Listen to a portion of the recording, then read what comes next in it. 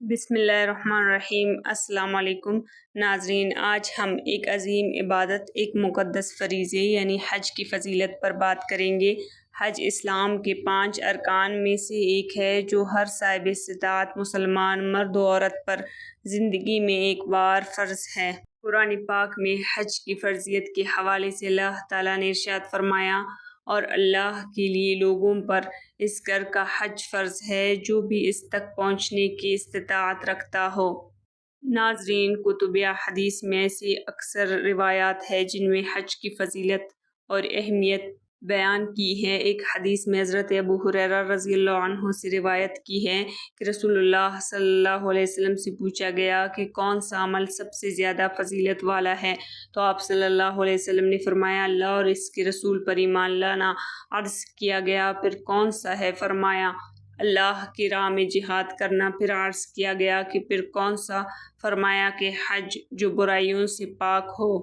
ناظرین، ایک حدیث میں حضرت ابو ہریرہ رضی اللہ عنہ سے مروی ہے کہ رسول اللہ صلی اللہ علیہ وسلم نے فرمایا جو رضا الہی کے لیے حج کرے جس میں نہ کوئی بیہودہ بات ہو اور نہ کسی گناہ کا ارتکاب ہو تو وہ ایسے لوٹے گا جیسے اس کی ماں نے ابھی جنا ہو۔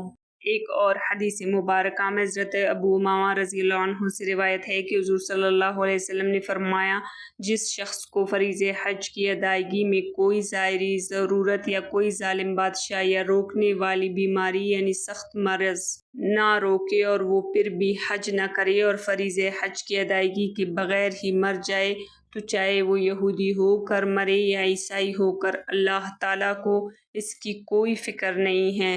ناظرین، حج ایک ایسا سفر ہے کہ انسانی طبیعت یہ تقاضا کرتی ہے کہ انسان اپنے وطن، اہل و عیال، دوست، رشتہ دار، مال اور دولت سے محبت رکھے اور ان کے قریب رہے۔ جب آدمی حج کے لیے جاتا ہے تو اسے اپنے وطن، اپنے بیوی بچوں، اپنے رشتہ داروں، اقارب کو چھوڑ کر اور مال و دولت خرچ کر کے جانا پڑتا ہے۔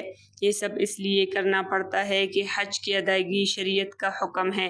یہی وجہ ہے کہ شریعت نے حج کے حوالے سے بہت ہی رغبت دلائی ہے، انسان کو کعبہ شریف کی حج و زیارت پر ابھارا، اور سب سے بڑھ کر شریعت نے حج کا اتنا اجر و ثواب متعین فرمایا ہے کہ سفر حج ایک عاشقانہ سفر بن جاتا ہے۔ ناظرین، حج بوڑھے، کمزور اور عورتوں کا جہاد ہے۔ ایک حدیث میں حضرت ابو ہریرہ رضی اللہ عنہ سے روایت ہے کہ نبی کریم صلی اللہ علیہ وسلم نے فرمایا بڑے عمر والے کمزور شخص اور عورت کا جہاد حج اور عمرہ ہے۔ ناظرین، ایک اور حدیث میں ام المومنین عائشہ صدیقہ رضی اللہ عنہا فرماتی ہے میں نے کہا اے اللہ کے رسول اللہ صلی اللہ علیہ وسلم، کیا ہم آپ صلی اللہ علیہ وسلم کے ساتھ جہاد اور غزوہ میں شریک نہ ہوں؟ تو آپ صلی اللہ علیہ وسلم نے فرمایا لیکن سب سے بہتر اور اچھا جہاد حج مبرور ہے۔ حضرت عائشہ رضی اللہ عنہا فرماتی ہے کہ جب سے میں نے رسول اللہ صلی اللہ علیہ وسلم سے یہ سنا ہے تو اس کے بعد سے میں حج نہیں چھوڑتی ہوں۔